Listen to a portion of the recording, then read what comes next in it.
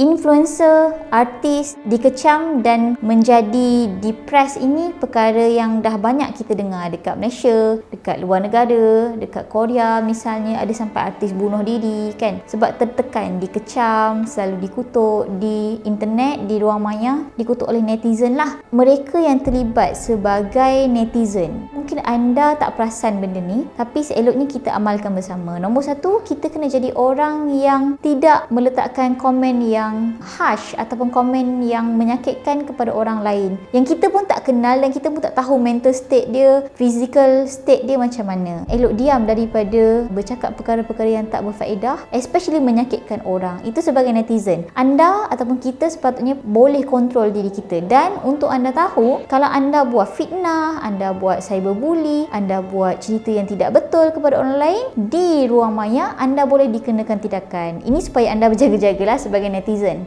Okey, untuk mereka yang menggunakan laman maya ini sebagai orang yang influence orang lain, orang panggil sekarang influencer, ataupun anda sebahagian daripada artis, isu dikecam sampai stres ni perkara yang sebenarnya sangat normal untuk mereka yang selalu muncul di dunia-dunia maya ni. Kita pilih untuk appear sendiri dekat dunia maya ni, kita pilih untuk orang kenal kita, untuk stranger kenal kita. Ada beberapa precaution yang Aina rasa kita kena ambil. Nombor satu, kita kena kawal ataupun jaga apa yang kita keluarkan dekat social media ataupun dekat laman maya ni. Kita saja yang ada kuasa ke atas itu. Contohnya lah kan, influencer buka tudung, dia bertudung tapi dia buka tudung dekat laman maya. Macam Instagram kan dia ada close friend kan. Okay, kita buka tudung, kita nak letak kat close friend je. Lepas tu kita rasa macam close friend kita tu memang close lah. Ended up close friend kita tu tak close pun. Mungkin ada orang lain yang tengok social media orang yang close friend tu, ataupun kita bukan tahu close friend kita yang dekat social media yang kita sangka macam kita percaya, rupanya kita tak kenal pun dia. Jadi kena hati-hatilah. Nombor dua,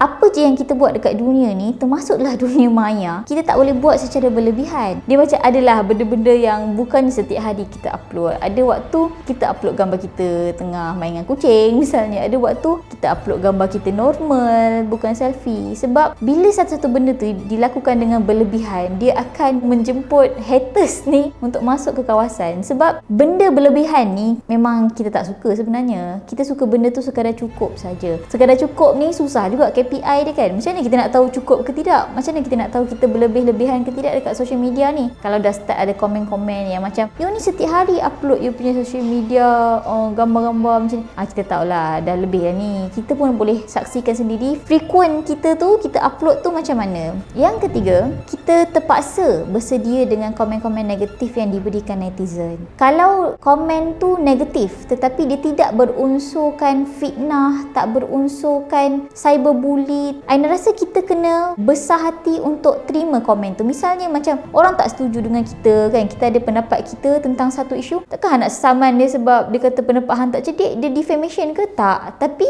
itu pendapat dia. Dan Aina syorkan sebenarnya untuk mereka yang nak masuk dalam dunia alam maya, kenal orang kenal, stranger kenal ni, untuk anda tidak mengadakan two ways communication. Sebab two ways communication ni it could be exhausting. Better kita buat satu hala communication je. Kita mungkin appear kat ML tapi kita private ke misalnya, ataupun kita tak pernah layan pun mesej orang ni, kita peduli apa macam gitu. Dan bila anda rasa anda dikecam, anda dikutuk, anda dilawan di social media ni, bukan semua perlawanan kita perlu pick up. Bukan semua perkara yang orang komen tentang kita tu kita kena balas. Sebab kenapa kita kena justify diri kita pada strangers? Recently ada isu beberapa influencer yang dikatakan kemurungan bila dikecam oleh netizen. Sebenarnya bila Aina pandang isu ni sebagai orang yang ada di sebahagian dunia maya ni dan dikenali, walaupun tak ramai pun, tapi Aina faham kenapa dia boleh rasa stres. Tapi Aina juga faham kenapa netizen pilih untuk attack dan keep attack. Sebab kadang-kadang it's too over. Bila kita expose diri kita pada dunia yang lebih besar ataupun orang yang lebih ramai, kita tak boleh tutup ruang untuk makin ramai orang yang benci kita, makin ramai orang tak suka kita. So kontrol apa yang kita boleh kontrol, yang tak boleh kontrol tu tak apalah, yang itu kita cerita kemudian hari.